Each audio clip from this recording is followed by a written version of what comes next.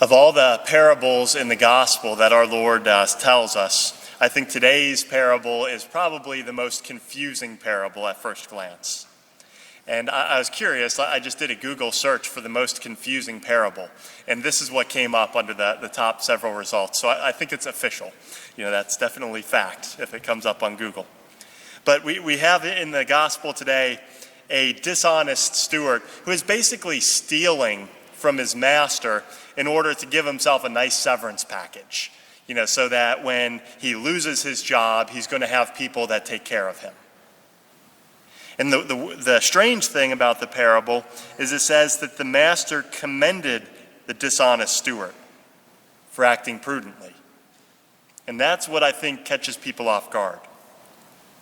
But I think it's important to highlight that he wasn't commending the steward for being dishonest.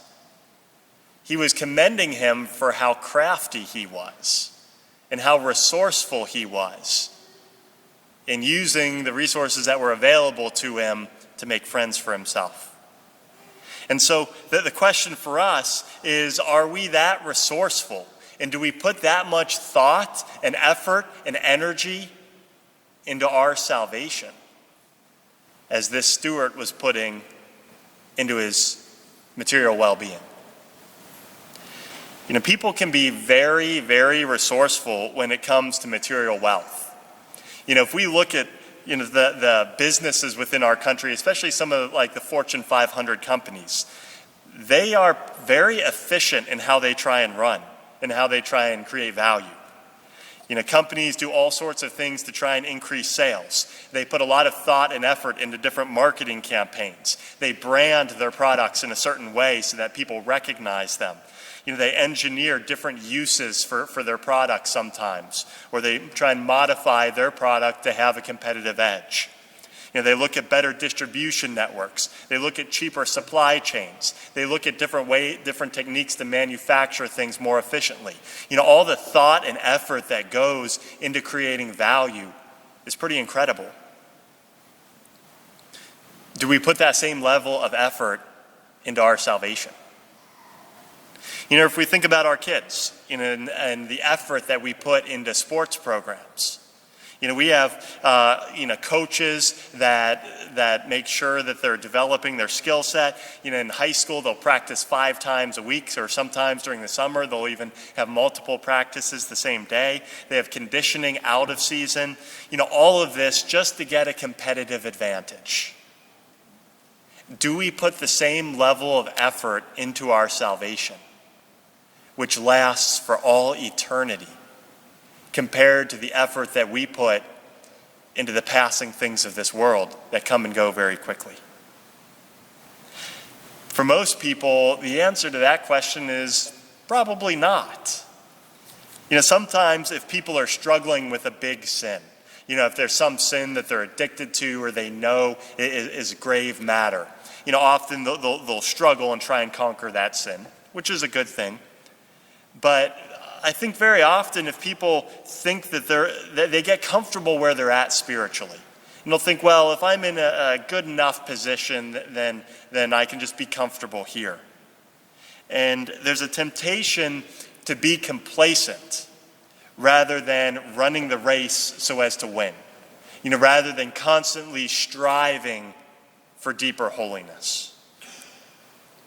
So what would that look like if we were really putting the best effort that we could into our salvation? Well, most of us probably could go home today and make a donation to charity. Regardless of what the size is, most of us could probably do that. We could use the material wealth that we have today in an act of generosity to help those in need. We could probably do that very easily. Most of us probably have a relative or know someone in nursing home care or someone who might be lonely that we could visit or maybe make a phone call to, just as an act of kindness. I'm sure most of us could probably do that today. I'm sure most of us could stop by the church sometime during the week and make a visit to our Lord and spend some time in Eucharistic adoration. I'm sure a lot of us, if we put our minds to it, we could think of someone around us who's in a difficult situation who we could do some sort of act of kindness to, just to help out, just to show them an act of kindness.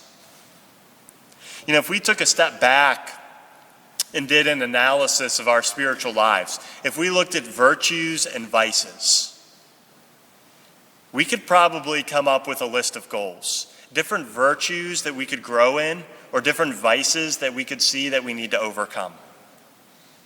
For our families, I think if our parents were constantly thinking about what they could do to instill a deeper love for prayer in their children, or if they were constantly thinking about, how can I get my child to love the Mass more, or have a deeper relationship with Jesus Christ? How could I get my child to have a deeper devotion to the Blessed Virgin Mary? If our parents were constantly thinking about that, I'm sure we could come up with a lot of different ideas or things that we could do to deepen the faith within our families. If we were thinking about people in our lives that we could maybe lead to the church or to Jesus Christ, people who might be open to it, but just maybe aren't as far along spiritually as they could be. I'm sure a lot of us could think of someone that we could maybe initiate a conversation with. If we put every talent that we had, every ability, and our free time at work, we could probably do incredible things for our Lord and for his kingdom that we maybe aren't doing right now. And so as we reflect upon today's gospel, the steward was acting out of selfishness. He was really just acting to get himself ahead materially. And so our salvation ultimately shouldn't be viewed as some transaction. But the reality is that we serve a God who is inconceivably good, a God who is generous and is worthy of everything that we can give him.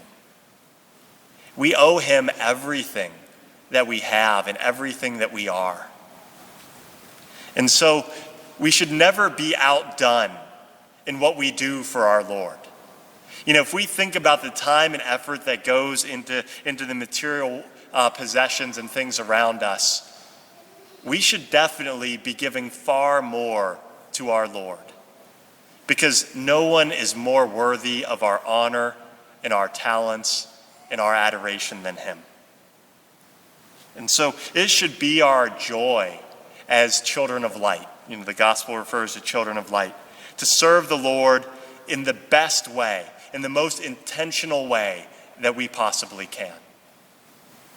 And so I encourage each one of us to think about that question.